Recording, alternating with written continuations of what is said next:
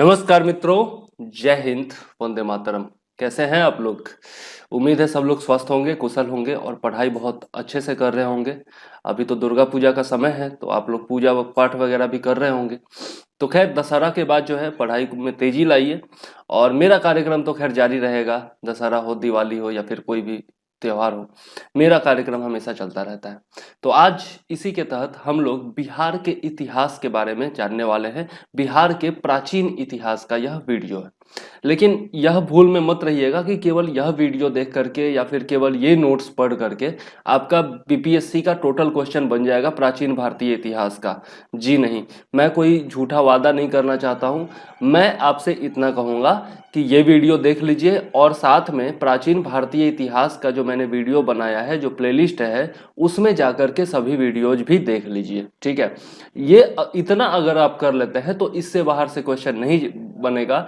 ये मैं कह सकता हूँ 90 to 95% क्वेश्चन जो प्राचीन भारतीय इतिहास के आएंगे वो आप जरूर बनाने में सफल होंगे, इतना मैं वादा कर सकता हूँ। और एक भी क्वेश्चन आप प्रीवियस ईयर क्वेश्चन से मिला करके देख लीजिएगा, एक भी क्वेश्चन ऐसा नहीं है जो कि मैंने नहीं बताया हुआ है या नहीं लिखा हुआ है। ठीक है, अच्छा, एक बात और करना चाहता हूं आप लोगों से। दो लोग हैं जो मेरे हर वीडियो पर डिसलाइक कर देते हैं। ये वाला जो सिंबल होता है ना, डिसलाइक करके जाते हैं। तो उन लोगों से मैं कहना चाहता हूं कि भैया आप ही दोनों को समस्या क्यों है, बाकी कोई तो करता नहीं है। हर वीडियो पर केवल 1 या 2 डिसलाइक होते हैं। तो जितनी गुस्ताखी के साथ आप लोग डिसलाइक आकर के कर देते हो 2 लोग, उतनी ही बेबाकी के साथ आपको जो समस्या है वो भी तो कमेंट में लिख सकते हो ना। तो लिखते नहीं हो और YouTube तो बताता नहीं कि कौन 2 लोग हैं, तो इस कारण से मैं आपको ब्लॉक भी नहीं कर सकता हूं। तो इसका फायदा मत उठाइए। यदि आपको कोई समस्या है वीडियोज से तो आप आकर के कमेंट में बताइए या फिर मुझे कॉल कर लीजिए, मैसेज कर लीजिए, जो भी करना है कर लीजिए। लेकिन ये अच्छी बात नहीं है कि आप हर वीडियो पर आकर के डिसलाइक कर देते हो।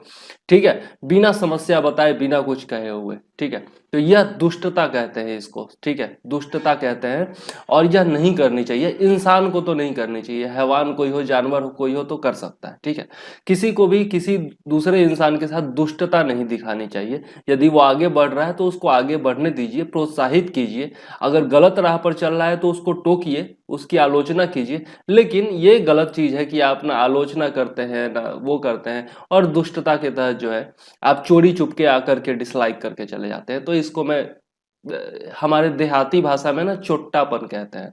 ठीक है, देहाती भाषा में। वैसे गाली नहीं है, ये चोट्टा बोलते हैं उसको जो चोरी छुपे कोई छोटा मोटा काम करके चला जाता है। ठीक है, और किसी को बताता नहीं है।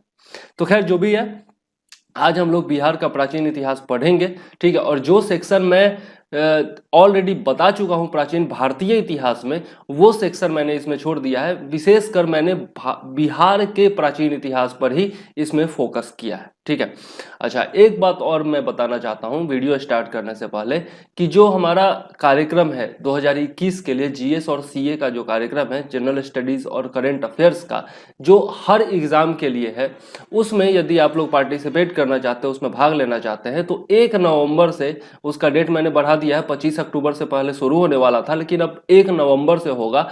तो आप लोग जो है उसमें आसानी से जुड़ सकते हैं। ठीक है, मात्र 5,000 रुपया मैंने फी रखा है साल भर का, लेकिन आप लोगों को अभी विशेष छूट भी मिल रही है। तो 25% डिस्काउंट के साथ लड़के जो है वह 3750 रुपए दे करके जुड़ सकते हैं। अभी पूरा न पेमेंट करना चाहे तो 500 या 1000 रुपए दे करके भी जुड़ सकते हैं, बाकी बाद में अपनी सुविधा अनुसार करते रहेंगे। लड़कियों के लिए मात्र 3000 रुपए है। ठीक है, दिव्यांगों के लिए जितना उनका अक्षमता का प्रतिशत है उतना प्रतिशत का छूट दे रहा हूं। और जो शहीद परिवार से हैं या फिर सैनिक हैं खुद ही, उनको भी जो है एक्स्ट्रा डिस्काउंट दिया जा रहा है। 3000 रुपए में उनके लिए भी नोट्स उपलब्ध होंगे। तो बस इतना ही कहना था। अब आइए शुरू करते हैं अपना वीडियो और मैं चंद्रवर्धन एक बार फिर आपका स्वागत करता हूं अध्ययन इंफोटेनमेंट में।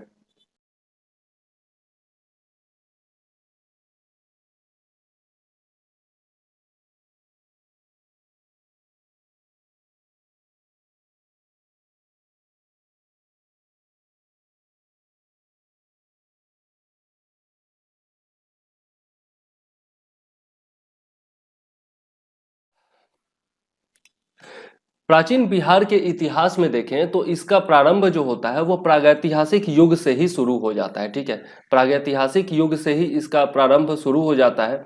और इसमें हम लोग देखें यदि प्रस्तर युग के बारे में, मतलब स्टोन एज के बारे में, तो पूरा पाषाण काल के जो साक्ष्य है वह भी आपको दक्षिणी बिहार से प्राप्त हुए हैं। ठीक है, इनमें क्या क्या अवशेष प्राप्त हुए हैं, तो कुल्हाड़ी है, पत्थर की कुल्हाड़ी है, चाकू है, खुरचनी है, और खुरपी जिसको कहते हैं हम लोग, उसको उस समय उत्कीर्णक कहा जाता है शुद्ध हिंदी में, तो यह खुरपी भी प्राप्त हुई है। ठीक है, अब कहाँ कहाँ से प्राप्त हुई है यह भी बहुत इंपॉर्टेंट है, तो यह भी देख लीजिए। गया की जेठियन एवं पेमार घाटी, मुंगेर के भीम बांध एवं पैसरा, मुंगेर वाला बहुत इंपॉर्टेंट है। ठीक है, भीम बांध एवं पैसरा, भागलपुर के राजपोखर व मालीजोर, पश्चिम चंपारण के वाल्मीकि नगर तथा नालंदा क्षेत्र से पूरा पाषाण काल के अवशेष प्राप्त हुए हैं। इसके अलावा गया जिले के शेर घाटी में प्रागैतिहासिक मानव के चट्टानी आवास के 2 साक्ष्य मिले हैं, यह बहुत ज्यादा इंपॉर्टेंट है। ठीक है, गया की शेर घाटी, ओके, तो यह याद रखिएगा। ये हो गए आपके प्रागैतिहासिक काल के जो साक्ष्य है वो हो गए। ठीक है, मैंने आपको डिटेल में बताया है, भारतीय प्राचीन भारतीय इतिहास जब मैं बता रहा था तो डिटेल से बताया था, प्रागैतिहासिक काल, आद्य ऐतिहासिक काल, ऐतिहासिक काल, इन सब के बारे में बहुत डिटेल से बताया हूँ, सबका कालखंड वगैरह भी बताया हूँ, तो वो सब यहाँ छोड़ देता हूँ। जो इंपॉर्टेंट है बिहार के लिहाज से केवल वही बता रहा हूँ। ठीक है, तो वहां पर जाकर के आप वीडियो जरूर देख लीजिएगा, उसके बाद ये वीडियो देखिएगा। ठीक है, मध्य पाषाण काल का देखें तो मध्य पाषाण काल में भी जो है मुंगेर जिले से छोटे आकार के पत्थर निर्मित तेज हथियार तथा नोक वाले औजार जो है वह मिले हैं, जो कि प्रमुख है। एक्चुअली क्या हुआ, मध्य पाषाण काल में लोगों ने क्या किया, पत्थर को घिस करके और उसको नुकीला बनाना शुरू किया। ठीक है, उनको शिकार करना होता था, बड़े बड़े जानवरों का शिकार करने के लिए जो हथियार होते थे वह आपके नुकीले होने जरूरी होते थे, तो उन्होंने तेज हथियार बनाया, नोक वाला हथियार बनाया। और इस काल के जो हथियार होते हैं, जो औजार होते हैं, वह छोटे आकार के होते हैं, बहुत बड़े आकार के नहीं मिलते हैं। ठीक है, यह इंपॉर्टेंट पॉइंट है, याद रखिएगा। मध्य पाषाण युग 9000 से 4000 ईस्वी पूर्व के बीच बिहार में आया, और इसके अवशेष जो है अविभाजित बिहार से सिंहभूम, रांची, पलामू, धनबाद और संथाल परगना से भी प्राप्त हुए हैं, जो कि अब कहाँ है, झारखंड में है। ठीक है, आगे देख लेते हैं नव पाषाणी युग के बारे में। तो इस काल के साक्ष्यों के अंतर्गत पत्थर के सूक्ष्म औजारों के अतिरिक्त हड्डी निर्मित उपकरण भी प्राप्त हुए हैं। मतलब पहले जो है, जो केवल पत्थर के छोटे औजार मिलते थे, अब जो है हड्डियों से निर्मित उपकरण भी मिलने लगे। मतलब हड्डियां किसकी, मानव की हड्डियां हो सकती हैं या फिर बड़े बड़े जानवरों की हड्डियां हो सकती हैं, तो उनसे निर्मित जो उपकरण है वो भी मिलने लगे थे। ठीक है, और ये अवशेष कहाँ से मिले हैं, चिरांद सारण, बहुत इंपॉर्टेंट है, चिरांद सारण, मनेर पटना और चेचर व कुतुबपुर वैशाली। ठीक है, इनके बारे में अक्सर पूछा जाता है। ठीक है, तो याद रखिएगा चिरांद, मनेर और चेचर जो है यह इंपॉर्टेंट है। इसके अलावा ताराडीह, गया, सेनुवार, रोहतास से भी ये प्राप्त हुए हैं। ठीक है, तो याद रखिएगा कहाँ कहाँ से प्राप्त हुए हैं। आगे देख लेते हैं गुहा चित्रकारी के बारे में। तो गुहा चित्रकारी जो होता है, गुहा मतलब होता है गुफा, जो बड़े बड़े जानवरों के रहने के लिए जो गुफाएं होती थी, पहाड़ की जो कंदराएं होती थी, उसमें भी आदि मानव रहा करते थे, और उसमें जो है दीवारों पर वो चित्रकारी बनाए करते थे, उसी को गुहा चित्रकारी कहा जाता है। तो ये कहाँ से प्राप्त हुए हैं, कैमूर, नवादा एवं जमुई की पहाड़ियों से प्राप्त हुए हैं। इन पाषाण चित्रकलाओं में सूर्य, चंद्रमा, तारे, पशु पक्षी, पेड़ पौधे, नदियों इत्यादि का चित्रण प्राप्त होता है, और इससे जो है प्रकृति प्रेम का पता चलता है कि आदिवासी लोग जो थे, जो आदि मानव थे, उनको प्रकृति से कितना प्रेम था। इन चित्रकारियों की समानता, मतलब ऐसी ही चित्रकारियां जो है वो स्पेन के अल्टामीरा और फ्रांस के लास्कॉस से भी मिली है। ठीक है, मतलब इसी प्रकार की चित्रकारी वहां से भी प्राप्त हुई है। आदि मानवों की जीवन शैली, मतलब शिकार, नृत्य इत्यादि का भी गुहा चित्रकारियों में सुंदर चित्रण किया गया है। ठीक है, तो यह सब इंपॉर्टेंट पॉइंट्स हैं, और ये सारे पॉइंट आपको किसी भी एक किताब में नहीं मिलेंगे। मैंने 4-4 किताबों का इसमें जो है संकलन किया है। उसमें आपका लुसेंट का बिहार स्पेशल किताब आता है, वो है। इम्तियाज अहमद का बिहार स्पेशल किताब आता है, वो है। एक सौमित्र मोहन का टीएमएच प्रकाशन से आता है, वो है। ठीक है, और दृष्टि का नोट्स जो है वो भी मैंने इंक्लूड किया है। और इसके अलावा घटना चक्र का जो बिहार का पुराना जितना भी क्वेश्चंस है उसका संकलन जो आता है, मतलब बिहार बीपीएससी के जो आपके प्रीवियस ईयर क्वेश्चंस है उनको भी मैंने सम्मिलित इसमें किया है। ठीक है, तो ये सारे 5 किताब मिला करके मैंने ये नोट्स तैयार किए हैं, तो बहुत ही ज़्यादा इंपॉर्टेंट है। जरूर पूरा का पूरा वीडियो देखिए और ये नोट्स भी जरूर अगर लेना चाहते हैं तो आसानी से आप मुझसे ले सकते हैं।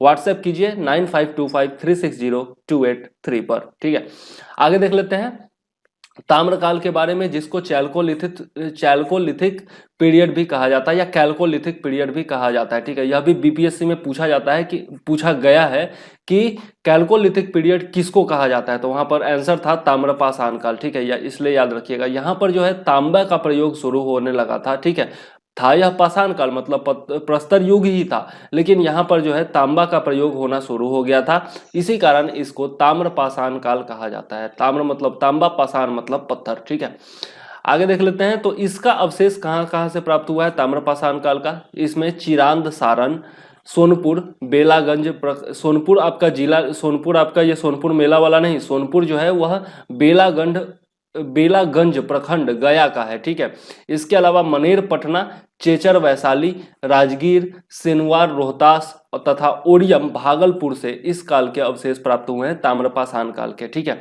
और अवशेषों में काले एवं लाल मृदभांड जो हैं वह प्रमुख हैं, जो कि 1000 से 900 ईस्वी पूर्व के हैं। ठीक है, इंपॉर्टेंट है, आपको याद होगा कि इसी काल में जो है आपका हड़प्पा युग भी जो है वो शुरू हो गया था, और हड़प्पा में भी जो है आपके काले एवं लाल मृदभांड जो है वह बनाए जाते थे। ठीक है, आद्य ऐतिहासिक काल में आपका सिंधु सभ्यता को रखा जाता है। ठीक है, और यहाँ पर जो है हम लोग देखते हैं कि सिंधु सभ्यता का कोई भी अवशेष जो है वह बिहार से प्राप्त नहीं हुआ है, मतलब सिंधु सभ्यता का कोई भी स्थल जो है वह बिहार में नहीं था, उत्तर प्रदेश में था लेकिन बिहार में नहीं था। यह इंपॉर्टेंट पॉइंट है, याद रखिएगा। ठीक है, अगर पूछा जाता है कि सिंधु सभ्यता का इनमें से कौन सा अवशेष बिहार से प्राप्त हुआ है, तो वहां पर सीधा लगा दीजिएगा ई वाला ऑप्शन, क्योंकि बिहार से सिंधु सभ्यता का कोई भी अवशेष प्राप्त नहीं हुआ है। ठीक है, अब आते हैं ऐतिहासिक युग में, चलते हैं। अभी तक हम लोगों ने प्रागैतिहासिक युग और आद्य ऐतिहासिक युग पढ़ा, अब देखते हैं ऐतिहासिक युग के बारे में। ऐतिहासिक युग वैसा काल होता है जिसमें हमें पुरातात्विक के साथ साथ लिखित साक्ष्य भी प्राप्त होते हैं, और जो लिखित साक्ष्य प्राप्त हुए हैं उनको हम पढ़ने में भी सक्षम रहे हैं, तो ऐसा काल जो होता है वह ऐतिहासिक युग कहलाता है। प्रागैतिहासिक युग वैसा युग कहलाता है जिसमें हमें लिखित साक्ष्य प्राप्त भी नहीं होते, ठीक है, केवल पुरातात्विक साक्ष्य उसके प्राप्त होते हैं। और आद्य ऐतिहासिक काल ऐसा काल होता है जिसमें हमें प्रागैतिहासिक जो मतलब कि जो आपके पुरातात्विक स्रोत हैं वो भी प्राप्त होते हैं और लिखित साक्ष्य भी प्राप्त होते हैं, लेकिन जो लिखित साक्ष्य प्राप्त होते हैं उनको हम अभी तक पढ़ने में सक्षम नहीं हुए हैं, तो ऐसे को आद्य ऐतिहासिक काल कहा जाता है, जिसमें आपका सिंधु सभ्यता भी आता है। अब देख लेते हैं ऐतिहासिक युग के बारे में। इसमें पहला है आपका लौह काल, आयरन पीरियड, जब आयरन का उपयोग होना शुरू हो गया था। ठीक है, इस काल को उत्तर वैदिक काल भी कहा जाता है। उत्तर बिहार के क्षेत्र में मानव बस्तियों के संकेत जो है यहाँ से मिलने लगते हैं। इस काल में लोहे का उपयोग मुख्यतः औजार बनाने के लिए किया जाता था, क्योंकि लोहे का जो है आपका प्रयोग शुरू हो चुका था। इस काल के दूसरे चरण को सामान्यतः उत्तरी काले चमकीले मृतभांडों के लिए जानते हैं। यह इंपॉर्टेंट पॉइंट है, याद रखिएगा। उत्तरी काले चमकीले मृतभांडों के लिए इस काल के दूसरे चरण को जाना जाता है। और इसके साक्ष्य कहाँ से मिले हैं? बक्सर एवं चिरांद से मिले हैं। ठीक है, बक्सर जिला जानते होंगे और चिरांद तो आपका सारण में हो गया। इंपॉर्टेंट है, याद रखिएगा।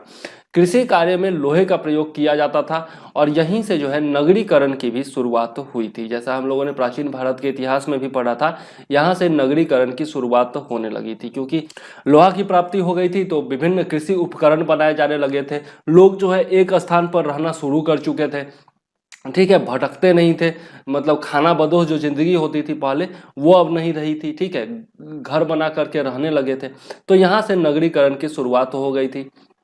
ठीक है, ये द्वितीय नगरीकरण की शुरुआत कह सकते हैं। प्रथम नगरीकरण की शुरुआत जो है वो सिंधु सभ्यता को कहते हैं। ठीक है, और द्वितीय नगरीकरण की शुरुआत जो कहते हैं वो कहते हैं वैदिक का आपका महाजनपद काल, या फिर उससे पहले का काल जो था उत्तर वैदिक काल, उसको कहा जाता है। ठीक है, अब देख लेते हैं वैदिक युग के बारे में। तो लगभग 800 ईस्वी पूर्व में रचित शतपथ ब्राह्मण में सर्वप्रथम बिहार के भौगोलिक क्षेत्र का वर्णन मिलता है। यह तो VVI पॉइंट है, बहुत ही ज्यादा इंपॉर्टेंट पॉइंट है, क्योंकि शतपथ ब्राह्मण में सर्वप्रथम बिहार के भौगोलिक क्षेत्र का वर्णन मिलता है और यह जो है 800 ईस्वी पूर्व के आसपास लिखा गया था, यह भी इंपॉर्टेंट है। शतपथ ब्राह्मण में विदेह जो कि वर्तमान तिरहुत का क्षेत्र है, उस क्षेत्र का राजा जनक को बताया गया है। जनक, राजा जनक के बारे में जानते ही होंगे, राजा जनक जो कि माता सीता के पिताजी थे, ठीक है, रामायण में आप लोगों ने पढ़ा होगा। विदेह माधव तथा उनके पुरोहित गौतम राहुगण की भी चर्चा इसमें मिलती है। साथ ही सदा नीरा के रूप में वर्तमान गंडक नदी की भी चर्चा मिलती है, ठीक है। तो यहाँ से आप एक और पॉइंट लिख सकते हैं कि गंडक नदी को प्राचीन रूप में क्या कहा जाता था? सदा नीरा कहा जाता था, यह पूछा भी जाता है, ठीक है।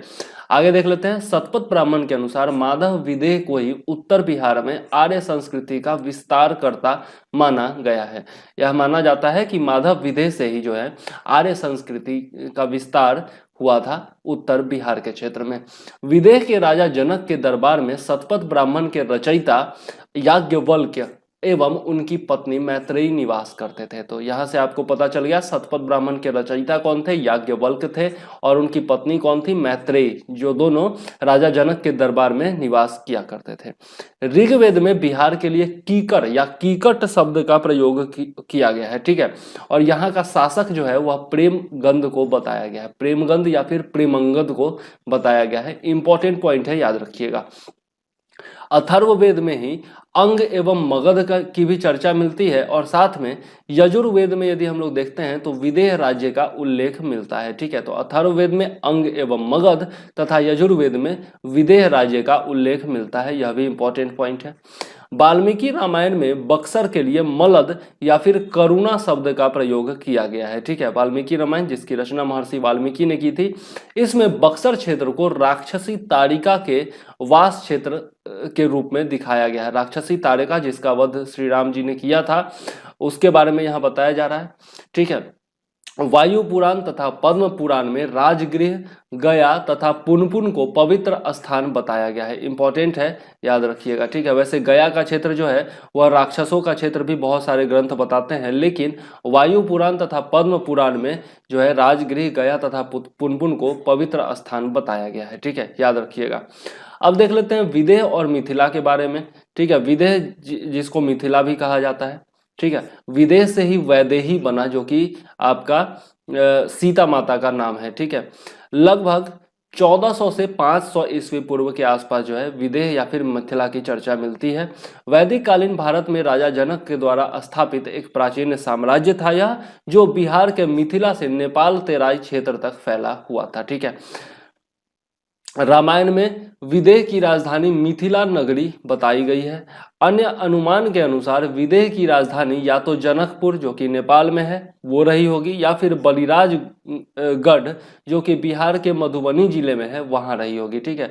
तो यह तीन जो है आपका मिथिला नगरी हो सकता है, या फिर जनकपुर हो सकता है, या फिर बलिराजगढ़ हो सकता है, तीनों में से कोई भी हो सकता है, याद रखिएगा, ठीक है। विदेह के राजा नमी या निमि को जैन धर्म का 21वां तीर्थंकर माना जाता है। जैन धर्म में जैसा हम लोग जानते हैं टोटल 24 तीर्थंकर हैं, तो उसमें 21वां तीर्थंकर जो है वह विदेह के राजा नमी या फिर निमि को माना जाता है, ठीक है। कालांतर में मतलब कि कुछ समय के बाद जो है विदेह पहले वृजी महासंघ का अंग हुआ। वृजी जिसको पाली में वज्जी महासंघ कहा जाता है, जो कि वैशाली में था, ठीक है, उसका अंग हुआ। और आपका वैदिक काल के उपरांत वह मगध साम्राज्य का हिस्सा हो गया था, ठीक है। तो पहले यह वज्जी संघ का हिस्सा बना और उसके बाद जो है मगध साम्राज्य का हिस्सा हो गया था, ठीक है। निमि के बारे में कहा गया है कि ये जो थे राजा इक्ष्वाकु के पुत्र थे और मनु के प्रपौत्र थे, ठीक है। मनु के प्रपौत्र थे और राजा इक्ष्वाकु के पुत्र थे, ठीक है। आगे देख लेते हैं मिथि के बारे में कहा गया है कि वो मिथिला के संस्थापक थे। तो मिथिला के संस्थापक कौन थे? मिथि नाम के राजा थे, ठीक है, याद रखिएगा। यहां तक आपका जो है ऐतिहासिक काल शुरुआत हुई है यहाँ से, और महाजनपद काल की ओर अब हम लोग जाने लगे हैं, ठीक है। जो छोटे छोटे संघ थे अब वो जो है एक साथ मिलकर के महाजनपद बनने लगे थे, छोटे छोटे जनपद मिलकर के और बड़े बड़े जनपद बनने लगे थे, और उनके अलग अलग राजधानियां हुआ करती थी, अपनी अलग अलग शासन व्यवस्था हुआ करती थी। 6ठी शताब्दी ईस्वी पूर्व में महाजनपद काल के बारे में डिटेल से हम लोगों ने प्राचीन भारतीय इतिहास में पढ़ा है। अब देख लेते हैं यहाँ पर, तो बौद्ध साहित्य अंगुत्तर निकाय तथा जैन साहित्य भगवती सूत्र के अनुसार इस काल के 16 महाजनपदों में से 3 महाजनपद अंग, मगध एवं वज्जी जो थे वह बिहार में स्थित थे। ठीक है, तो इन तीनों के बारे में ही हम लोग यहाँ पर पढ़ेंगे। बाकी 16 महाजनपदों के बारे में प्राचीन भारत के इतिहास में हम लोग पढ़ चुके हैं। और ये याद रखिएगा पॉइंट कि 16 महाजनपदों का जिक्र कहाँ मिलता है, तो बौद्ध साहित्य अंगुत्तर निकाय तथा जैन साहित्य भगवती सूत्र में मिलता है। बहुत इंपॉर्टेंट पॉइंट है, पूछा जाता है। ठीक है, हर एग्जाम में पूछा जाता है। आगे देख लेते हैं अंग के बारे में। तो अंग जो है वह आपका वर्तमान में भागलपुर जो है उसके निकट का क्षेत्र है और इसकी राजधानी जो थी वह चंपा थी। बहुत ही इंपॉर्टेंट है, याद रखिएगा। सर्वप्रथम अथर्ववेद में अंग महाजनपद का उल्लेख मिलता है, यह भी इंपॉर्टेंट पॉइंट है। पाणिनि के अष्टाध्यायी में अंग के लिए वंग, कलिंग तथा पुंड्र आदि उपनामों का प्रयोग किया गया है। वर्तमान बिहार के मुंगेर तथा भागलपुर जिले में विस्तृत अंग महाजनपद की प्रारंभिक राजधानी मालिनी थी। इंपॉर्टेंट पॉइंट है, याद रखिएगा। प्रारंभिक राजधानी मालिनी थी और उसके बाद जो है आपका राजधानी चंपा बनी बाद में। ठीक है, और इसमें जो है मुंगेर तथा भागलपुर का क्षेत्र आता है, वर्तमान मुंगेर तथा भागलपुर जिले का क्षेत्र, याद रखिएगा। चंपा को ह्वेनसांग ने चेननपो कहा है, चेननपो कहा है ह्वेनसांग ने। ठीक है, याद रखिएगा, चीनी भाषा में चेननपो कहा है ह्वेनसांग ने चंपा को। इस राज्य का प्रथम आर्य राजा तितुक्षी था, जबकि अंतिम आर्य राजा कर्ण जो कि कुंती पुत्र था। ठीक है, कर्ण महाभारत में आप लोगों ने पढ़ा होगा, तो वो था। ठीक है, आगे देख लेते हैं। अंग राज्य के राजा दधिवाहन की पुत्री चंदना जैन धर्म को स्वीकार करने वाली प्रथम महिला थी। ठीक है, जैन धर्म जब हम लोग पढ़ रहे थे प्राचीन भारतीय इतिहास में, तब हम लोगों ने पढ़ा था चंदना के बारे में, जो कि जैन धर्म में दीक्षित होने वाली प्रथम महिला थी।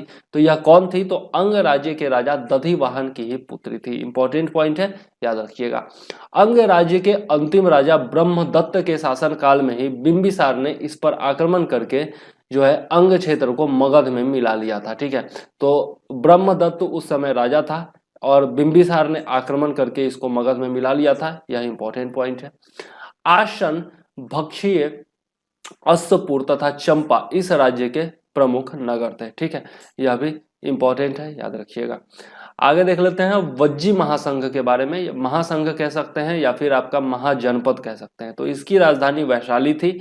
गणतांत्रिक राज्य था, विश्व का सर्वप्रथम लोकतंत्र जो था वो यहीं पर स्थापित हुआ था, वैशाली में, जो कि मेरी जन्मभूमि भी है। ठीक है, ईश्वर की कृपा से। वज्जी महाजनपद में वर्तमान बिहार के मुजफ्फरपुर, चंपारण, सारण एवं दरभंगा आदि क्षेत्र सम्मिलित थे तथा इसकी सीमाएं नेपाल तराई क्षेत्र तक फैली हुई थी। इंपॉर्टेंट पॉइंट है, याद रखिएगा। कुंडपुर तथा कुंड ग्राम महत्वपूर्ण शहर थे आपका वज्जी संघ के, और भोगनगर और हत्थीगम प्रमुख गांव थे जो कि वज्जी महाजनपद में थे। ठीक है, इंपॉर्टेंट है।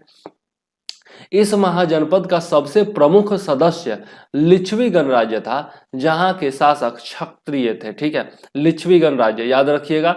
और लिच्छवियों ने ही जो है यहाँ पर गणतंत्र की स्थापना की थी वज्जी संघ में। ठीक है, आगे देख लेते हैं। कौटिल्य रचित अर्थशास्त्र में लिच्छवी के लिए राज शब्दोपजीवी संघ शब्द का प्रयोग किया गया है। ठीक है, कौटिल्य के अर्थशास्त्र में। वज्जी महाजनपद के प्रमुख चेटक की पुत्री चेलन्ना का विवाह जो है वह मगध के राजा अजात शत्रु से हुआ था, जिसका उल्लेख ललित विस्तार में मिलता है। इंपॉर्टेंट VVI पॉइंट है, याद रखिएगा, पूछा जा चुका है। ठीक है, BPSC में भी पूछा जा चुका है। मगध नरेश अजात शत्रु ने वज्जी महाजनपद को अपने साम्राज्य में मिला लिया था। ठीक है, तो यह पूछा जा सकता है कि किसने वज्जी महाजनपद को अपने साम्राज्य में मिला लिया था, तो नाम है अजात शत्रु। मनुदेव लिच्छवी के वह प्रख्यात राजा थे जो वैशाली में नगर वधु आम्रपाली का नृत्य देखकर उस पर फिदा हो गए थे। ठीक है, मतलब उससे उनको प्रेम हो गया था। ठीक है, तो नाम क्या था, मनुदेव। ठीक है, यह भी याद रखिएगा। आम्रपाली जो कि नगर वधु थी। आगे देख लेते हैं। वैशाली के लिच्छवी गणराज्य की स्थापना सूर्यवंश के संस्थापक इक्ष्वाकु के पुत्र विशाल ने की थी। ठीक है, जो कि 24वां राजा था। ठीक है, इंपॉर्टेंट पॉइंट है, याद रखिएगा। राजा विशाल ने की थी।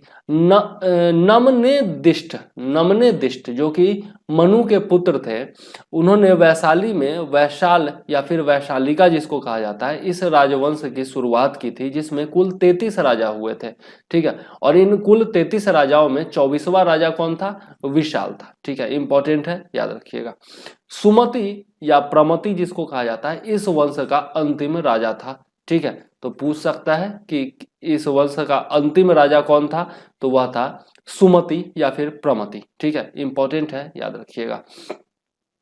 आगे देख लेते हैं। एक पन्न जातक ग्रंथ के परिचयात्मक भाग से ज्ञात होता है कि वैशाली नगर 3 दीवारों से घिरा हुआ था एवं इसकी निगरानी के लिए जो है एक टावर सहित 3 प्रवेश द्वार भी थे।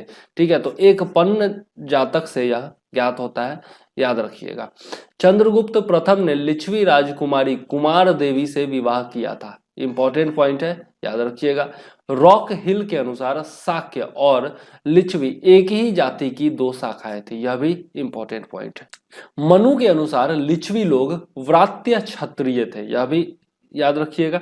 वीए स्मिथ के अनुसार लिच्छवी लोग तिब्बत से आए थे, परंतु अनेक विद्वान इस मत से सहमत नहीं है। ठीक है, तो वीए स्मिथ तो कहते हैं कि लिच्छवी लोग तिब्बत से आए थे, लेकिन जो अन्य विद्वान हैं उससे वो यह बात नहीं मानते हैं। रामायण, महाभारत और बौद्ध साहित्यों में लिच्छवी का उल्लेख नहीं किया गया है, यह इंपॉर्टेंट पॉइंट है। जबकि अर्थशास्त्र, जैन साहित्यों में कात्यायन की रचनाओं में पाणिनि इत्यादि जो रचनाएं हुई हैं, पाणिनि का जो व्याकरण है, ठीक है, इन सब में आपका जिक्र किया गया है वैशाली का। यह इंपॉर्टेंट, वैशाली का लिच्छवियों का जिक्र किया गया है, यह याद रखिएगा। ठीक है, आगे देख लेते हैं अब मगध साम्राज्य के उत्कर्ष के बारे में। तो इसके बारे में बहुत डिटेल में मैं पढ़ाया हूं प्राचीन भारतीय इतिहास में, इसलिए कुछ बिहार से जो इंपॉर्टेंट पॉइंट है वही मैं बताऊंगा। और यहाँ से जो है आपका, आप देख कर चल सकते हैं कि आपका बुद्ध भगवान का जो है बिहार से गहरा नाता हो गया। महावीर जी का जो वर्धमान महावीर का बहुत गहरा नाता हो गया बिहार से। ठीक है, इसके बाद हम देखते हैं मगध का साम्राज्य बिहार में ही हुआ। मौर्य साम्राज्य जो है वह भी बिहार में ही हुआ।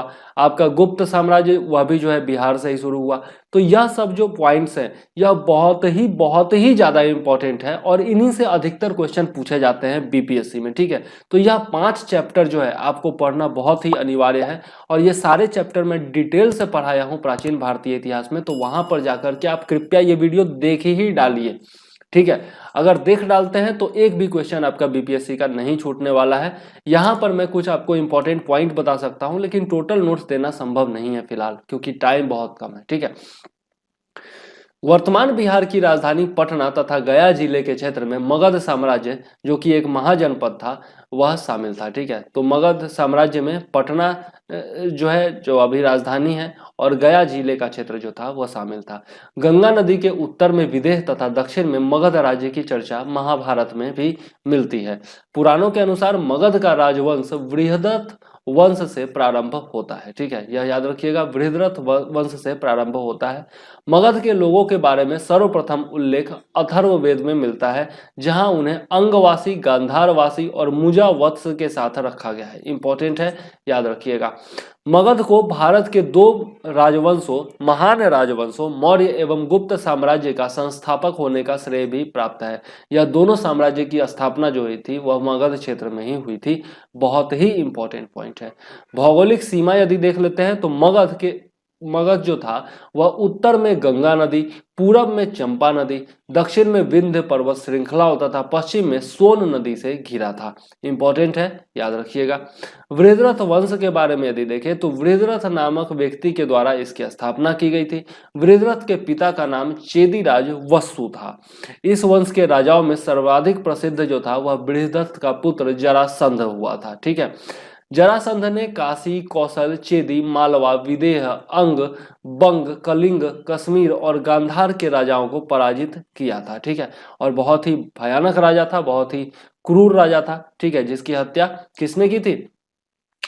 कृष्ण भगवान ने करवाई थी भीम के हाथों। महाभारत यदि आप लोगों ने देखा होगा तो आप लोगों को पता चला होगा, जिसको बीच से उसका पैर चीर करके और उसकी हत्या की थी जब कुश्ती लड़ रहे थे भीम उससे, ठीक है। आप लोगों ने देखा होगा यदि महाभारत, आपको पता होगा जरासंध के बारे में। आगे देख लेते हैं। वृषरथ वंश का अंतिम राजा रिपुंजय था। यह इंपॉर्टेंट पॉइंट है, याद रखिएगा, पूछा जा सकता है। वृषरथ की राजधानी जो थी वह वसुमती या गिरिव्रज या कुशाग्रपुर थी, ठीक है। तो यह तीनों में से कोई भी आता है तो आप लिख सकते हैं, ठीक है। गिरिव्रज, जिसको राजगीर भी कहा जाता है आज के डेट में, ठीक है। अब देख लेते हैं हर्यंक वंश के बारे में। तो मगध का जो है प्रथम वंश जो है वह बौद्ध ग्रंथों के अनुसार जो था हर्यंक वंश ही था। बौद्ध ग्रंथों के अनुसार मगध का प्रथम वंश हर्यंक वंश ही था, जिसको आपका हर्यान वंश भी कहा जाता है। जबकि प्रथम शासक जो था वह बिंबिसार था। मगध का प्रथम शासक जो है वह बिंबिसार को कहा जाता है। हर्यंक वंश के संस्थापक बिंबिसार और उसका पुत्र अजात शत्रु जो है वह महात्मा बुद्ध के समकालीन थे। इंपॉर्टेंट पॉइंट है, पूछा जा सकता है। महावंश के अनुसार बिंबिसार ने 15 वर्ष की आयु में सत्ता प्राप्त की थी तथा 544 से 492 ईस्वी पूर्व तक शासन किया था। इंपॉर्टेंट है, याद रखिएगा। बिंबिसार ने अजात शत्रु को चंपा का शासक नियुक्त किया था। यह भी इंपॉर्टेंट पॉइंट है, याद रखिएगा। अवंती के शासक चंड प्रदोत्त या चंड प्रदोत्त के उपचार हेतु बिंबिसार ने अपने निजी चिकित्सक जीवक को उज्जैन भेजा था। यह कई बार पूछा जा चुका है बीपीएससी में, याद रखिएगा। बिंबिसार ने अपने पुत्र दर्शक को अपना उत्तराधिकारी घोषित किया था। इससे नाराज होकर के अजातशत्रु ने पिता को कैद कर लिया, मतलब बिंबिसार को कैद कर लिया, और कई ग्रंथ लिखते हैं कि उसकी हत्या भी कर दी थी, ठीक है। अस्थाई सेना रखने वाला पहला भारतीय इतिहास का प्रथम शासक, अस्थाई सेना रखने वाला भारतीय इतिहास का प्रथम शासक जो था वह बिंबिसार ही था, और इसीलिए उसे सेनीय या फिर सेनिया भी कहा जाता है, ठीक है। इंपॉर्टेंट पॉइंट है, याद रखिएगा। बिंबिसार ने सर्वप्रथम सेना में हाथियों का प्रयोग भी किया था। इंपॉर्टेंट है। आगे देख लेते हैं। बौद्ध स्रोतों में अजात शत्रु को पितृहंता बताया गया है, ठीक है। ये हर्यंक वंश ही जो है ना उसको पितृहंता वंश बताया जाता है, ठीक है, याद रखिएगा। जबकि जैन साहित्य या स्रोत इससे सहमत नहीं है। अजात शत्रु 492 से लेकर के 446 ईस्वी पूर्व तक इसका शासनकाल था। इसने अपने पिता की साम्राज्यवादी नीति को आगे बढ़ाया तथा राजगीर की सुरक्षा हेतु किलेबंदी करवाई। बहुत इंपॉर्टेंट पॉइंट है कि राजगीर की सुरक्षा हेतु किलेबंदी किसने करवाई थी, तो अजात शत्रु ने करवाई थी। यह पूछा भी जा चुका है। अजात शत्रु, जिसको कि कुनिक भी कहा जाता है, इसके समय में काशी का प्रांत अंतिम रूप से मगध में मिला लिया गया था। इंपॉर्टेंट पॉइंट है। अजात शत्रु ने अपने मंत्री वत्सकार के सहयोग से वज्जी संघ के सदस्यों में फूट डालकर वैशाली को जीत लिया था। तो यह इंपॉर्टेंट पॉइंट है, पूछा जा चुका है। वत्सकार के बारे में पूछा जा चुका है। उसने मल्ल संघ को पराजित किया तथा पूर्वी उत्तर प्रदेश के एक बड़े भूभाग पर अधिकार किया। साथ ही वैवाहिक संबंध द्वारा वत्स को भी अपना मित्र इसने बना लिया था। इंपॉर्टेंट पॉइंट्स है, कुछ इसके बारे में दिया हुआ है, विजय अभियानों के बारे में। अजात शत्रु पहले जैन धर्म का अनुयायी था, परंतु बाद में संभवतः उसने बौद्ध धर्म ग्रहण कर लिया था, धारण कर लिया था। उसने राजगीर में प्रथम बौद्ध संगीति का आयोजन करवाया था 483 ईस्वी पूर्व में, और इसके बारे में डिटेल में हम लोग पढ़ चुके हैं बुद्ध काल में। तो आप प्राचीन भारतीय इतिहास में आगे डिटेल में पढ़ लीजिएगा। अजात शत्रु के मगध सम्राट रहते हुए 483 ईस्वी पूर्व में महात्मा बुद्ध ने महापरिनिर्वाण प्राप्त किया तथा महावीर का निधन भी 468 ईस्वी पूर्व में पावापुरी में हुआ था। तो ये दोनों जो घटनाएं हुई थी, इस समय जो शासक था मगध का वह अजात शत्रु ही था। इंपॉर्टेंट पॉइंट है, याद रखिएगा। उदयभद्र, जिसको उदायन भी कहा जाता है, उसने 459 ईस्वी पूर्व में अजात शत्रु की हत्या कर मगध का शासक बन गया था, ठीक है। अजात शत्रु का पुत्र ही था उदयन, और इसने भी अपने पिता की हत्या की थी। यही कारण है कि हर्यंक वंश को पितृहंता वंश कहा जाता है। बौद्ध ग्रंथों में उदयभद्र को पितृहंता कहा जाता है, जबकि जैन ग्रंथों में पितृभक्त बताया गया है। जैन ग्रंथों में उदयन की माता पद्मावती बताई गई है। इंपॉर्टेंट पॉइंट है, याद रखिएगा। उदयन ने पाटलिपुत्र को मगध की राजधानी बनाया और इसकी स्थापना भी की थी। गंगा तथा सोन नदी के संगम पे उदयन ने पाटलिपुत्र नामक नगर की स्थापना की तथा मगध की राजधानी जो है वह राजगृह से स्थानांतरित कर पाटलिपुत्रा ले गया था। यह उदयन के बारे में सबसे इंपॉर्टेंट पॉइंट है, इसलिए जरूर याद रखिएगा और कई बार पूछा जा चुका है बीपीएससी में। उदयन जैन धर्म का अनुयायी था, यह भी पूछा जा चुका है। उसने पाटलिपुत्र के मध्य में एक जैन चैत्य गृह का भी निर्माण करवाया था। हर्यंक वंश का अंतिम शासक नागदशक था, जिसे पुराणों में दर्शक कहकर पुकारा गया है। वीवीआई पॉइंट है, बहुत बार पूछा जा चुका है, याद रखिएगा। भरूत स्तूप की एक वेदिका के ऊपर अजात शत्रु का भगवान बुद्ध की वंदना करने संबंधी लेख अजात शत्रु भगवती वंदते उत्कीर्ण मिलता है, जो उसके बौद्ध होने का पूरा तात्विक प्रमाण है। यदि बहुत अंदर से पूछा जाता है क्वेश्चन तो यह पूछा जा सकता है। उदयन ने गंगा और सोन नदी के संगम पर पाटलिपुत्र नगर की स्थापना की तथा उसे मगध की राजधानी बनाया था, यह भी बता ही चुका हूं। ठीक है, तो यह सब कुछ इंपॉर्टेंट पॉइंट है हर्यंक वंश के बारे में।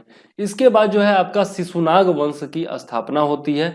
412 से 344 ईस्वी तक शिशुनाग वंश का मगध पर शासन रहता है। पितृहंता हर्यंक वंश के परवर्ती राजा अत्यंत विलासी और निर्बल थे। इस कारण से 412 ईस्वी पूर्व में काशी के गवर्नर या अमात्य शिशुनाग को मगध का शासक बनाया गया था। ठीक है, 412 ईस्वी पूर्व में, यह याद रखिएगा। ठीक है, और कहाँ का गवर्नर था, तो काशी का गवर्नर या अमात्य कह सकते हैं था शिशुनाग। शिशुनाग के समय मगध की दो राजधानियां थी, पहला गिरिव्रज और दूसरा वैशाली। और इसने जो है पाटलिपुत्रा से स्थानांतरण कर लिया था अपनी राजधानी का। ऑब्वियस सी बात है, गिरिव्रज जो कि राजगीर था और वैशाली था, इस सब के समय दो राजधानियां थी।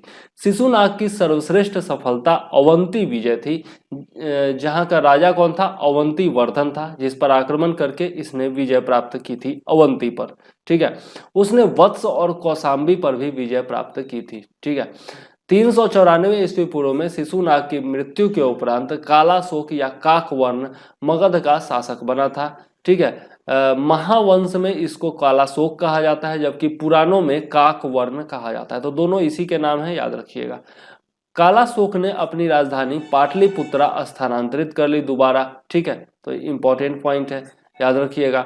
इसके शासनकाल में 383 ईस्वी पूर्व में वैशाली में द्वितीय बौद्ध संगीति का आयोजन हुआ था। यह भी इंपॉर्टेंट पॉइंट है और इसके बारे में डिटेल से आप लोग पढ़ सकते हैं। स्थविर और महासंघिक में यहाँ पर जो है बौद्ध धर्म का विभाजन हो गया था और यही जो है बाद में हीनयान और महायान में विभाजित हुआ था।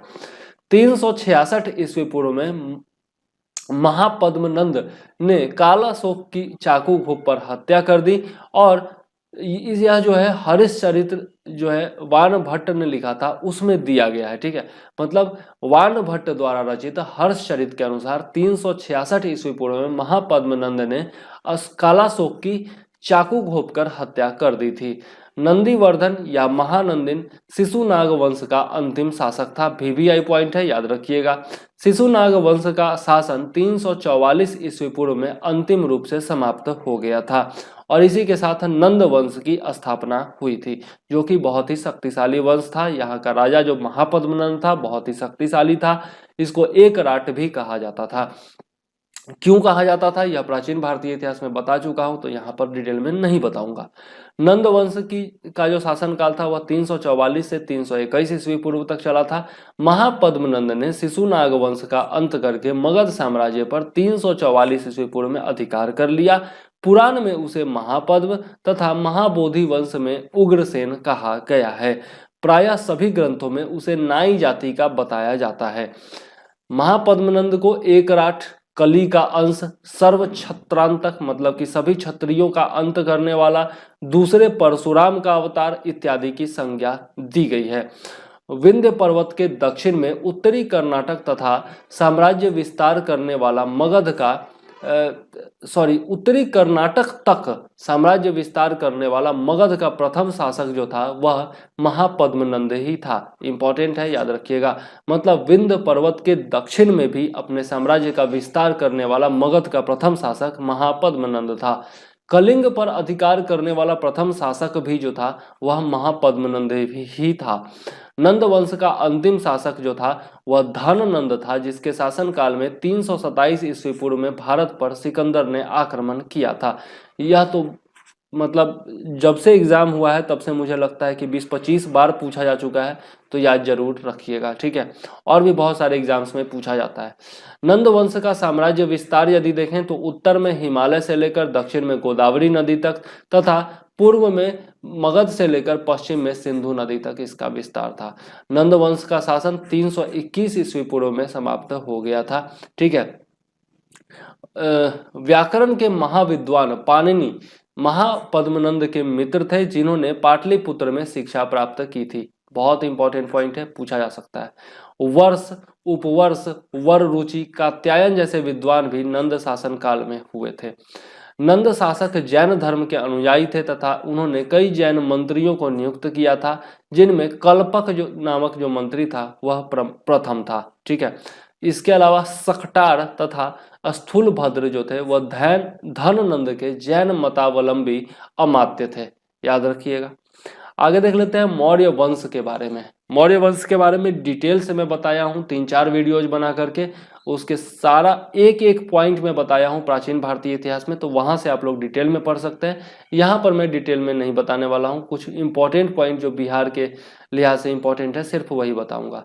मुद्रा राक्षस जो कि विशाख दत्त के द्वारा रचित है, उसमें चंद्रगुप्त को वृषल कहा गया है, वृषल अर्थात शूद्र। बौद्ध ग्रंथ महावंश में रचित टीका के अनुसार चंद्रगुप्त का पिता मौर्य नगर का प्रमुख था, ठीक है। सिकंदर की अकाल मृत्यु 323 से 322 ईस्वी पूर्व में बेबीलोन में हुई थी, ठीक है। चंद्रगुप्त मौर्य 321 से लेकर के 298 ईस्वी पूर्व तक शासन किया था, जिसे भारत का मुक्तिदाता भी कहा जाता है, क्योंकि यूनानियों से इन्होंने भारत को मुक्त कराया था चंद्रगुप्त मौर्य ने। मेगास्थनीज की इंडिका में पाटलिपुत्र नगर प्रशासन का विस्तृत वर्णन मिलता है। इंपॉर्टेंट पॉइंट है, कई बार पूछा जा चुका है, याद रखिएगा। अर्थशास्त्र में 15 अधिकरण तथा 180 प्रकरण है, यह भी पूछा जा चुका है, याद रखिएगा। बिंदुसार के दरबार में सीरिया के राजा एंटियोकस ने डायमेकस नामक राजदूत भेजा था, वह मेगास्थनीज के स्थान पर भारत आया था। इंपॉर्टेंट पॉइंट है, याद रखिएगा, ठीक है। आगे देख लेते हैं। मेगास्थनीज किसके दरबार में आया था? चंद्रगुप्त मौर्य के दरबार में आया था, ठीक है, यह याद रखिएगा। मिस्र के राजा टॉलमी फिलाडेल्फस, मिस्र के राजा टॉलमी फिलाडेल्फस जो कि 285 से 247 ईस्वी पूर्व तक शासन किया था, उसके काल में डायनोसियस नामक राजदूत बिंदुसार की राज्यसभा में आया था। इंपॉर्टेंट है, याद रखिएगा। डायनोसियस किसकी सभा में आया? तो बिंदुसार की राज्यसभा में आया था। बिंदुसार की सभा में 500 सदस्यों वाली एक मंत्री परिषद भी थी, जिसका प्रधान कौन था? खल्लाटक था। इंपॉर्टेंट है, याद रखिएगा। दिव्यावदान के अनुसार अशोक अवंती प्रांत का राज्यपाल था। VVI पॉइंट है, याद रखिएगा। अवंती उज्जैन के आसपास, ठीक है। अशोक का राज्याभिषेक 269 ईस्वी पूर्व में हुआ था। अशोक ने अभिषेक के मतलब राज्याभिषेक के 8वें वर्ष में 261 ईस्वी पूर्व में कलिंग युद्ध किया था, जिसमें उसे विजय प्राप्त हुई थी। लेकिन वहां पर जितनी हिंसा हुई थी उससे प्रभावित होकर के उसने शांति का पथ ग्रहण कर लिया था और बौद्ध धर्म में दीक्षा प्राप्त कर ली थी।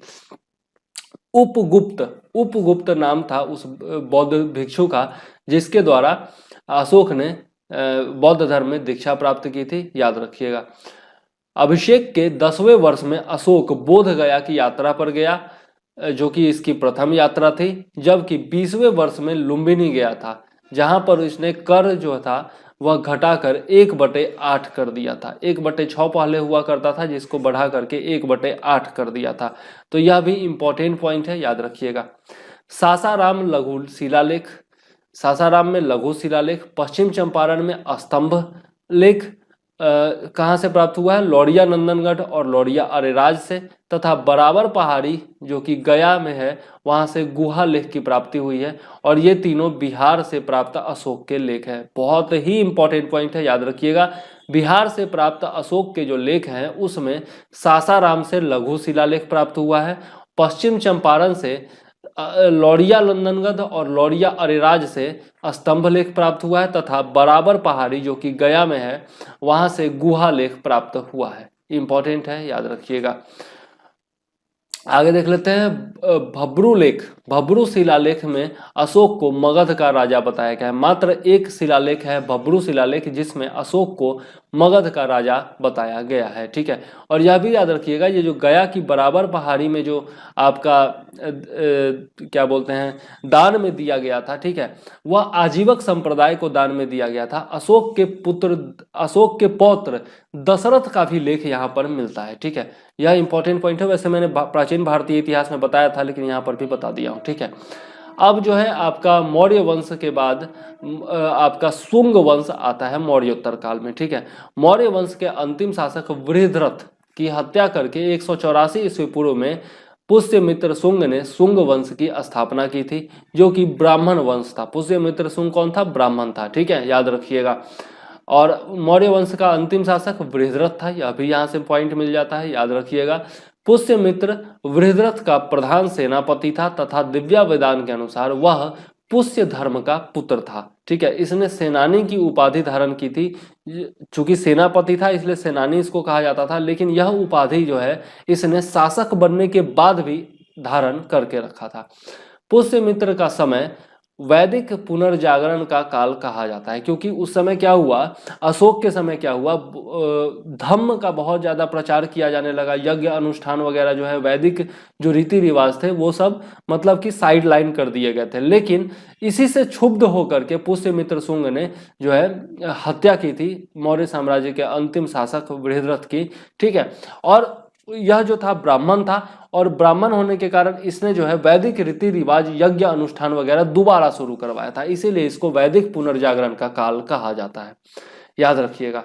विदर्भ का युद्ध जो था वह 184 ईस्वी पूर्व में हुआ था, बहुत इंपॉर्टेंट युद्ध था। मालविक अग्निमित्रम के अनुसार इसमें पुष्यमित्र विजय हुआ था और राज्य का 2 उपभागों में विभाजन हो गया था। वर्धा नदी जो थी वह राज्य की सीमा बनी थी और इसमें एक राज्य जो था वह माधव सेन को प्राप्त हो गया था। लेकिन बाद में जो है दोनों भाग जो थे उन्होंने पुष्यमित्र शुंग का जो शासन था वो स्वीकार कर लिया था, और जो है पुष्यमित्र शुंग का जो शासनकाल था वह नर्मदा नदी के दक्षिण तक विस्तृत हो गया था। पुष्यमित्र शुंग का साम्राज्य विस्तार देखें तो उत्तर में हिमालय से लेकर दक्षिण में बरार तक तथा पश्चिम में पंजाब से लेकर के पूर्व में मगध तक इसका शासन हुआ करता था। उसके साम्राज्य में अयोध्या और विदिशा भी सम्मिलित थे। दिव्यावदान और तारानाथ के अनुसार जालंधर और सियालकोट पर भी इसका अधिकार हुआ करता था पुष्यमित्र शुंग का। पुष्यमित्र जो था वह दैवीय उत्पत्ति के सिद्धांत पर विश्वास करता था। दैवीय उत्पत्ति का सिद्धांत कहने का मतलब कि राजा जो होता है वह देवताओं की कृपा से उत्पन्न होता है, ठीक है, यह होता है दैवीय उत्पत्ति का सिद्धांत। उसका पुत्र अग्निमित्र मतलब पुष्यमित्र शुंग का जो पुत्र था अग्निमित्र वह विदिशा का उपराजा था, और धनदेव जो था वह कौशल का राज्यपाल था। यह भी इंपॉर्टेंट पॉइंट है, याद रखिएगा। धनदेव कहाँ का राज्यपाल था? तो कौशल का राज्यपाल था। और अग्निमित्र जो था वह कहाँ का उपराजा था? तो विदिशा का उपराजा था। और राजकुमार भी जो है उस समय सैन्य संचालन किया करते थे। पुष्यमित्र की मृत्यु जो है वह 148 ईस्वी पूर्व में हो गई थी और उसके बाद जो है अग्निमित्र शासक बना था। अग्निमित्र कालिदास के नाटक मालविका अग्निमित्रम का एक नायक है। मालविका अग्निमित्रम जो नाटक कालिदास ने लिखा था उसमें मालविका और अग्निमित्र के प्रेम प्रसंग का जिक्र उन्होंने किया है, ठीक है। अग्निमित्र के बाद वसुज्येष्ठ या सुज्येष्ठ जो था वह राजा हुआ था। शुंग वंश का चौथा राजा वसुमित्र हुआ था जिसने यवनों को पराजित किया था। यह याद रखिएगा, इंपॉर्टेंट है वसुमित्र।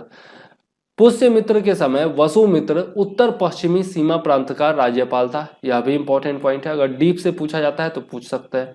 भागवत या भागभद्र के शासनकाल में 14वें वर्ष में यवन नरेश इंटियाल किड्स का राजदूत हेलियोडोरस उसकी विदिशा स्थित सभा में आया था। इंपॉर्टेंट पॉइंट है, याद रखिएगा, ठीक है।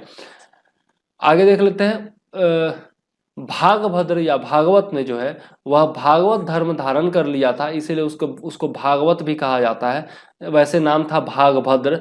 उसने भागवत धर्म धारण किया था तथा विदिशा जिसको बेसनगर भी कहते हैं वहां पर गुरु गरुड़ स्तंभ की स्थापना की थी। यहाँ पे गुरु नहीं, गरुड़ स्तंभ होगा। गरुड़ जो कि भगवान विष्णु का वाहन है, गरुड़ स्तंभ की स्थापना की थी तथा भागवत विष्णु की पूजा भी की थी। तो यह इंपॉर्टेंट पॉइंट है, याद रखिएगा कि कहाँ पर स्थापित की थी। विदिशा जो कि वेशनगर है, वहां पर स्थापित की थी।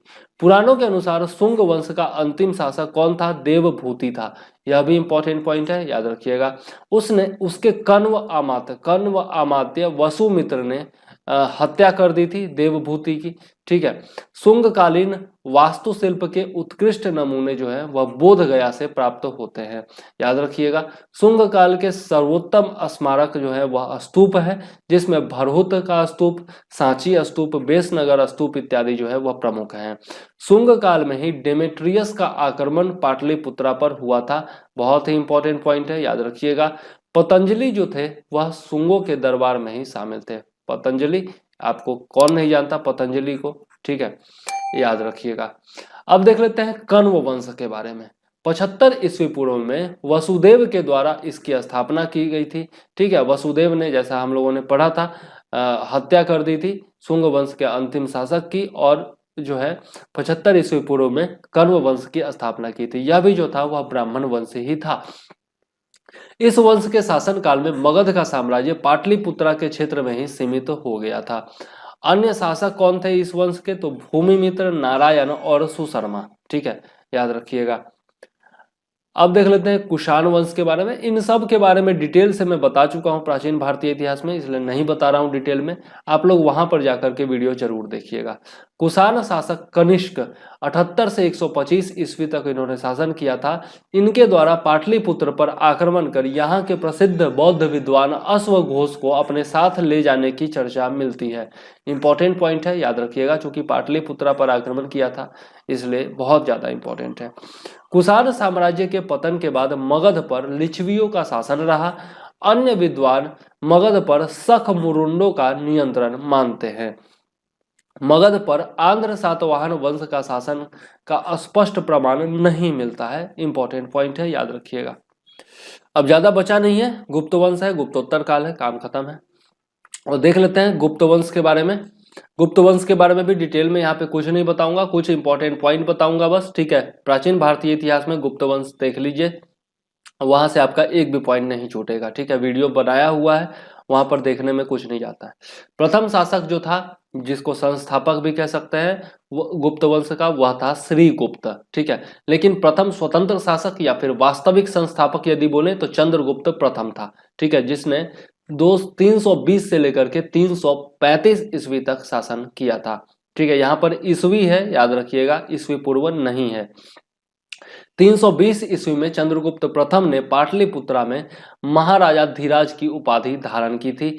यह महाराजा धीराज उपाधि धारण करने वाला प्रथम शासक जो था वह चंद्रगुप्त प्रथम ही था। यह भी इंपॉर्टेंट है। इसके बाद देख लेते हैं, तो इंपॉर्टेंट पॉइंट है कि समुद्रगुप्त को भारत का नेपोलियन कहा जाता है। ठीक है, यह आपका प्राचीन भारत का नेपोलियन जो है वह समुद्रगुप्त को कहा जाता है। बहुत बार पूछा गया है, याद रखिएगा। समुद्रगुप्त के दरबारी कवि हरिसेन ने प्रयाग प्रशस्ति लेख की रचना की थी, जिसमें उसके राज्यारोहण, विजय अभियानों तथा साम्राज्य विस्तार एवं गुप्त वंशावली लिखी गई है। तो यह बहुत इंपॉर्टेंट है, किसने रचना की थी, प्रयाग प्रशस्ति लेख किसके बारे में है, यह सब पूछा जा चुका है बीपीएससी में। समुद्रगुप्त के दरबार में श्रीलंका के राजा मेघवर्मन ने अपना राजदूत भेजा था।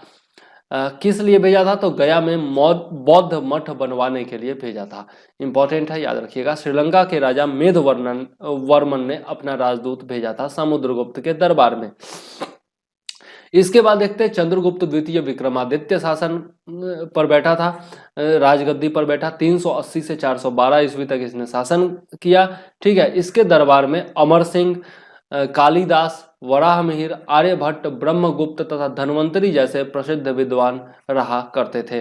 ठीक है, बहुत ही इंपॉर्टेंट पॉइंट है, याद रखिएगा। और इन सब के बारे में डिटेल से मैं बताया हूं प्राचीन भारतीय इतिहास के वीडियो में, तो वहां पर जाकर के आप लोग देख लीजिए। ठीक है, स्कंदगुप्त ने हुनों को पराजित किया था, बहुत ही इंपॉर्टेंट पॉइंट है। ठीक है, वैसे चंद्रगुप्त द्वितीय के बाद कुमार गुप्त जो था वह शासन पर बैठा था। 441 से 455 ईस्वी तक इसने शासन किया था। ठीक है, नालंदा महाविहार की स्थापना इसने की थी, ठीक है। नालंदा महाविहार या नालंदा विश्वविद्यालय की स्थापना कह सकते हैं कुमारगुप्त ने की थी। कुमारगुप्त के बाद स्कंदगुप्त शासक बना था, स्कंदगुप्त ने हुनों को पराजित किया था। बहुत ही इंपॉर्टेंट पॉइंट है, याद रखिएगा। भानुगुप्त को अंतिम गुप्त शासक माना जाता है, यह भी बहुत इंपॉर्टेंट है, कई बार पूछा जा चुका है। खास करके मौर्य काल, गुप्त काल, बुद्ध भगवान के बारे में, महावीर भगवान के बारे में और मगध साम्राज्य के इतिहास के बारे में बहुत ज़्यादा पूछा जाता है, ठीक है। गुप्त काल में ही बोध गया में महाबोधि मंदिर का निर्माण हुआ था। परवर्ती गुप्त शासक शशांक, जो कि गौर वंश का था, बंगाल का, उसने बोधि वृक्ष को काट डाला था, यह भी इंपॉर्टेंट है। गंगा नदी में बहा दिया था काट करके, यह भी बहुत इंपॉर्टेंट है, पूछा जा चुका है। आदित्य सेन परवर्ती गुप्त शासकों में सबसे शक्तिशाली था, यह भी इंपॉर्टेंट है, ठीक है। इसके अलावा अभी जो महाबोधि वृक्ष है वह अपनी पीढ़ी का कौन सा पीढ़ी का वृक्ष है, तो 5वीं पीढ़ी का वृक्ष है, ठीक है। वैसे इसके बारे में कंफ्यूजन है, लेकिन 5वीं पीढ़ी यदि क्वेश्चन आए तो 5वीं पीढ़ी मार सकते हैं आप लोग, यह भी इंपॉर्टेंट है, याद रखिएगा। अब देख लेते हैं, एक इंपॉर्टेंट वंश है मौखरी वंश, ठीक है, जो कि गया जिले में आपका शासन करता था, तो यह भी बहुत इंपॉर्टेंट है, याद रखिएगा। गया जिले के मौखरी लोग गुप्त राजवंश के समय सामंत हुआ करते थे। गुप्तों के पतन के दौरान 510 ईस्वी से यह शक्तिशाली होने लगे तथा 550 ईस्वी तक जो है उनका शक्तिशाली साम्राज्य जो है वह गया के क्षेत्र में कायम हो गया। मौखरी वंश के लोग दोआब क्षेत्र अर्थात कन्नौज उत्तर प्रदेश के क्षेत्र में निवास किया करते थे। राजस्थान के बरवा क्षेत्र में 3री सदी में फैले थे, ठीक है। मौर्य साम्राज्य की राजधानी जो थी वह मौखरी साम्राज्य की जो राजधानी थी वह कन्नौज थी। कुमारगुप्त ने मौखरी शासक ईशान वर्मा को मगध से मगध जो है वह छीन लिया था। कहने का मतलब मौखरी शासक जो थे वह पहले मगध के क्षेत्र में भी रहा करते थे, लेकिन कुमारगुप्त ने आक्रमण किया और ईशान वर्मन उस समय मौखरी शासक था, उस पर आक्रमण करके कुमारगुप्त ने मगध क्षेत्र को छीन लिया था और वहां से भाग करके फिर जो है मौखरी लोग कन्नौज चले गए थे और वहां पर उन्होंने शासन किया था, ठीक है। कन्नौज का पहला मौखरी शासक जो था वह सामंत हरिवर्मन था, उसने 510 ईस्वी में अपना शासन संभाला था। हरिवर्मन का पुत्र आदित्य वर्मन था, जिसका विवाह मगध के उत्तर गुप्तीय राजकुमारी हर्ष गुप्ता के साथ हुआ था, इंपॉर्टेंट है। इसके बाद आदित्य वर्मन का पुत्र ईश्वर वर्मन जो था वह उत्तराधिकारी बना, जिसका विवाह उत्तर गुप्त राजकुमारी उपगुप्ता के साथ हुआ था। सर्ववर्मन जो कि ईशान वर्मन का पुत्र था, उसने मगध पर विजय प्राप्त किया था, याद रखिएगा। ईशान वर्मन जो था जिसको कि कुमारगुप्त ने पराजित करके मगध उससे छीन लिया था, उसका बदला किसने लिया? सर्ववर्मन ने लिया, जो कि सबसे शक्तिशाली मौखरी शासक था, ठीक है, और इसने मगध पर विजय प्राप्त किया था। अवंती वर्मन के पुत्र ग्रह वर्मन का विवाह जो था वह पुष्य भूति वंश की कन्या राज्यश्री के साथ हुआ था, जो कि हर्षवर्धन की बहन थी, याद रखिएगा। इसके बारे में मैं डिटेल से बताया हूँ, राजश्री, हर्षवर्धन इत्यादि के बारे में, तो वहां पर जाकर के आप लोग देख सकते हैं प्राचीन भारतीय इतिहास में। ग्रहवर्मन 600 से 605 ईस्वी तक जो जिसका शासन था वह मगध पर अधिकार उसका जो था वह मगध पर अधिकार नहीं था, वह केवल कन्नौज का ही शासक था, यह भी मैं बता चुका हूँ। मगध में ग्रहवर्मन के भाई सुचंद्र वर्मन ने अपना स्वतंत्र राज्य कायम किया था और इसने महाराजा धीराज की उपाधि भी धारण की थी, यह मैंने वहां नहीं बताया था इसलिए यहाँ पे बता दिया हूँ, ठीक है, इंपॉर्टेंट है, याद रखिएगा। इसके अलावा 2 अन्य वंश जो थे वो पाल वंश और कर्नाट वंश, यह भी बिहार के क्षेत्र में हुए हैं, इसलिए इनके बारे में भी पढ़ना जरूरी है। बिहार में पाल वंश का संस्थापक गोपाल को माना जाता है, इसको जो है जनता के बीच से चुन करके बनाया गया था, ठीक है, लोकतंत्र के द्वारा चुना गया सबसे प्रथम शासक इसको कह सकते हैं गोपाल को, ठीक है। आगे देख लेते हैं, पाल वंश का द्वितीय संस्थापक जो था वह महिपाल प्रथम था, ठीक है, यह भी महान शासक हुआ करता था। पाल शासक धर्मपाल ने विक्रमशिला विश्वविद्यालय की स्थापना की थी। ओदंतपुरी विश्वविद्यालय भी इसी के समय अस्तित्व में आया था, यह बहुत ही इंपॉर्टेंट पॉइंट है। विक्रमशिला विश्वविद्यालय भागलपुर, ठीक है, और ओदंतपुरी विश्वविद्यालय यह भी बिहार के क्षेत्र में था, बहुत ही इंपॉर्टेंट है, याद रखिएगा, ठीक है। आगे देख लेते हैं कर्नाट वंश के बारे में, तो इसका संस्थापक जो था वह नान्यदेव था, इसके बारे में पूछा जा चुका है। 1097 से 1147 ईस्वी तक इसका तिरहुत क्षेत्र में शासन हुआ करता था। इसका अंतिम शासक जो था वह हरि सिंह देव था, यह भी पूछा जा चुका है। और गयासुद्दीन तुगलक का बंगाल अभियान जो है वह हरि सिंह देव के शासन काल में ही हुआ था, यह भी पूछा जा चुका है, याद रखिएगा। 1378 ईस्वी में कर्नाट वंश का पूर्ण रूप से पतन हो गया था। ठीक है, तो पाल वंश और कर्नाट वंश के बारे में भी याद जरूर रखिएगा। अब देखते हैं कुछ लास्ट पॉइंट है गुप्तोत्तर काल के। तो 14वीं शताब्दी में तिरहुत पर मुस्लिम अधिकार होने के बाद, जैसा हम लोगों ने देखा कि गयासुद्दीन तुगलक ने जो है बंगाल अभियान चलाया था और इसके दौरान जो है तिरहुत के क्षेत्र पर भी मुस्लिम अधिकार हो गया था। और इसके बाद फिरोज शाह तुगलक ने यहाँ पर वैनवार वंश का शासन प्रारंभ करवाया था। वैनवार वंश याद रखिएगा, फिरोज शाह तुगलक ने चलवाया था। ठीक है, वैनवार वंश का सबसे प्रसिद्ध शासक जो था वह शिव सिंह था। शिव सिंह याद रखिएगा। शिव सिंह की छत्र छाया में ही अमर कवि विद्यापति ने अपने काव्य की रचनाएं की थी। इंपॉर्टेंट है, याद रखिएगा। आगे देख लेते हैं। मुगल सम्राट अकबर ने महेश ठाकुर की विद्वता के लिए उन्हें पुरस्कार स्वरूप मिथिला का राज्य सौंप दिया था। ठीक है, और महेश ठाकुर द्वारा इस पर जो वंश स्थापित किया गया था वह दरभंगा राजवंश कहलाता है। चंदेश्वर ने 14वीं सदी के प्रारंभ में कृत्य रत्नाकर का संकलन किया था, जिसके अनुसार 13वीं से 14वीं शताब्दी में मिथिला के लोग विष्णु यानी कि हरि तथा शिव के उपासक थे। तो कृत्य रत्नाकर का संकलन किसने किया था? चंद्रेश्वर ने किया था 14वीं सदी के प्रारंभ में। यह इंपॉर्टेंट पॉइंट है, याद रखिएगा। और ये सभी पॉइंट मैं दावे के साथ कहता हूं कि एक किताब में नहीं मिलने वाला है, किसी भी किताब में। और मुझे नहीं लगता है कि ऐसा संकलन किसी ने भी किया होगा पूरे यूट्यूब पर, पूरे उस पर, समझे। तो यह जरूर सबसे इंपॉर्टेंट पॉइंट्स हैं, याद रखिएगा। ठीक है, ईस्वी पूर्व 6ठी सदी में विश्व का प्राचीनतम गणतंत्र कहाँ स्थापित हुआ था? तो वैशाली में स्थापित हुआ था। किसके द्वारा? तो लिच्छवियों के द्वारा। ठीक है, अवंती के हमले से बचने हेतु राजगृह की किलेबंदी किसने करवाई थी? तो अजातशत्रु ने करवाई थी। पाटलिपुत्रा स्थित चंद्रगुप्त का महल या राजप्रसाद किससे बना था? तो लकड़ी से बना था। यह सब जो है पूछे गए क्वेश्चंस हैं, इसलिए जरूर से जरूर याद रखिएगा। ठीक है, चंद्रगुप्त मौर्य का विशेष रूप से वर्णन कहाँ मिलता है? तो विशाख दत्त द्वारा मिलता है। मुद्रा राक्षस, जिसकी रचना विशाख दत्त ने की थी, उसमें मिलता है। मौर्य राजा कौन था जिसने दक्कन की विजय की थी? तो दक्कन की विजय करने वाला मौर्य राजा चंद्रगुप्त मौर्य था। मौर्य काल में शिक्षा का सर्वाधिक प्रसिद्ध केंद्र कौन था? तो तक्षशिला था। ठीक है, इंपॉर्टेंट है। सेंड्रोकोटस की पहचान चंद्रगुप्त के रूप में किसने की थी? तो विलियम जोन्स ने की थी। इंपॉर्टेंट है, पूछा जा चुका है। सीता भूमि, अर्थशास्त्र में सीता भूमि किसको कहा जाता है? तो जनजातियों द्वारा जोती जाने वाली भूमि जो थी वह सीता भूमि हुआ करती थी। अशोक को मगध का सम्राट बताया गया है, किस अभिलेख में? तो भब्रू अभिलेख एकमात्र अभिलेख है जिसमें अशोक को मगध का सम्राट बताया गया है। अशोक के ब्राह्मी अभिलेखों को सर्वप्रथम किसने पढ़ा था? तो जेम्स प्रिंसेप ने पढ़ा था। ओदंतपुरी शिक्षा केंद्र बिहार की स्थापना किसने की थी? तो पाल शासक गोपाल के द्वारा करवाई गई थी, संभवतः, यह मतलब कि कंफर्म नहीं है। चीनी यात्री सुंग युन ने भारत की यात्रा कब की थी? तो 515 से 520 ईस्वी के बीच में की थी। ठीक है, मेरे हिसाब से 64वीं में यह पूछा गया है, 64वीं या 63वीं में यह पूछा जा चुका है। ठीक है, 64वीं या फिर 62वीं जो थी, 60 से 62वीं, उसमें यह क्वेश्चन पूछा गया था, सुंग युन ने भारत की यात्रा कब की थी? 515 से 520 ईस्वी। प्राचीन काल में बिहार के राजाओं का संपर्क कहाँ से हुआ करता था? तो जावा और सुमात्रा से हुआ करता था। इंडोनेशिया, जिसको आज के डेट में कहा जाता है जावा सुमात्रा, ठीक है, द्वीप है। आपका खजुराहो मंदिर स्थापत्य में सहयोगी कौन थे? तो चंदेल शासक थे। ठीक है, यह भी पूछा जा चुका है। संगम युग में उरैयूर किसके लिए प्रसिद्ध था? तो कपास के व्यापार का प्रमुख केंद्र हुआ करता था। चोल काल किसके लिए प्रसिद्ध था? तो स्वायत्त शासी ग्राम पंचायतों के लिए यह प्रसिद्ध था। ठीक है, इंपॉर्टेंट है, याद रखिएगा।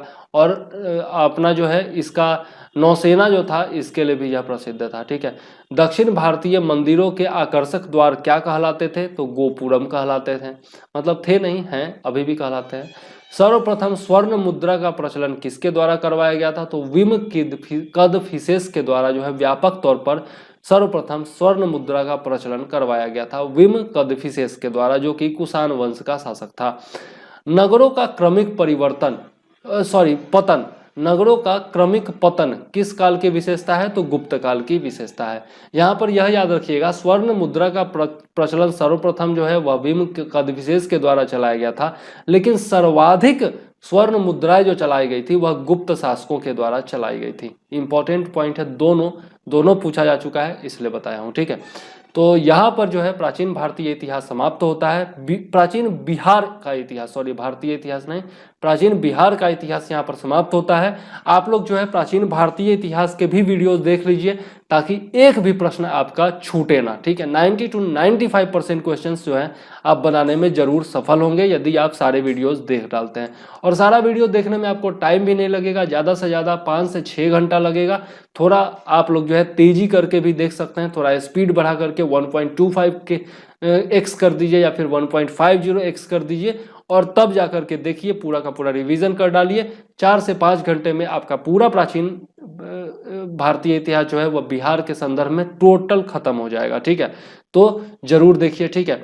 और यदि मेरे प्रोग्राम से जुड़ना है तो 9525360283 पर मुझे व्हाट्सएप कीजिए जरूर से जरूर, ठीक है। और प्रोग्राम्स में जुड़िए, आपका बहुत ही मामूली शुल्क में आपको टोटल नोट्स दिया जा रहा है, ये नोट्स भी आपको दिए जाएंगे, ठीक है। बहुत ही मामूली शुल्क में आपको हर एक नोट्स दिया जाएगा, जीएस का, करंट अफेयर्स का सारा नोट्स दिया जाएगा। और इससे पहले मैं जनवरी से लेकर के और मार्च तक का बिहार स्पेशल करंट अफेयर्स भी डाल चुका हूं, तो वो भी वीडियो जाकर के जरूर से जरूर देख लीजिए, ठीक है। और वो 2 इंसान जो कि जाकर के डिसलाइक कर देते हैं वो लोग जो है कमेंट में अपना शिकायत लिखिए, समस्या लिखिए, वरना मैं अगर खोज निकाला ना तो पक्का ब्लॉक करूंगा और मतलब कि बेइज्जत करके ब्लॉक करूंगा, ठीक है। तो इसलिए जो है फालतू का कमेंट ना कीजिए और फालतू का डिसलाइक भी मत किया कीजिए। केवल 2 लोगों को प्रॉब्लम हो हर वीडियो से, यह संभव नहीं है, यह दुष्टता है, ठीक है। तो खैर जो भी हो, अब मुझे दीजिए इजाजत। जय हिंद, वंदे मातरम।